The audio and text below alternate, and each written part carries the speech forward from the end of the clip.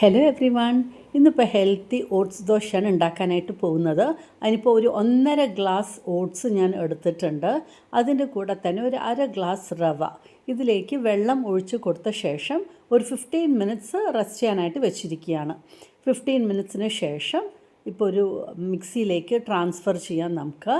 അരയ്ക്കാനായിട്ട് ഒരു പച്ചമുളക്, ഒരു ചെറിയ പീസ് ഇഞ്ചി, ഒരു 7-8 ചെറിയ ഉള്ളി, കരിവേപ്പില, ഉപ്പ്, പിന്നെ ഒരു 2 ടേബിൾ സ്പൂൺ തൈരും ചേർത്തിട്ട് നല്ല ഫൈനായിട്ട് നമുക്ക് അരച്ചെടുക്കാം. അപ്പോൾ ഇത് ഇൻസ്റ്റൻ്റായിട്ട് ഉണ്ടാക്കാനും പറ്റും നമുക്ക്. ഇപ്പോൾ ഇത് അരച്ചെടുത്തിട്ടുണ്ട്. മിക്സി പാത്രത്തിലെ വെള്ളവും കൂടെ ചേർത്ത് നമുക്കിതിലേക്ക് ഒഴിച്ചു കൊടുക്കാം. ഇനിയിപ്പോൾ ഇതൊരു 10 മിനിറ്റ്സ് മാറ്റി വയ്ക്കാം. അപ്പോഴത്തേനും സമ്മതിക്കുള്ളതും വറുത്തെടുക്കാം. ഇപ്പോൾ നമ്മുടെ ബാറ്റർ റെഡി ആയിട്ടുണ്ട്. ചൂടായ നമ്മുടെ ദോശക്കല്ലിൽ ഇതാ ഞാൻ ഒഴിച്ചു കൊടുക്കുകയാണ്. എന്നിട്ട് മുകളിൽ കുറച്ച് എണ്ണയും ഡ്രിസിൽ ചെയ്ത് കൊടുത്തു.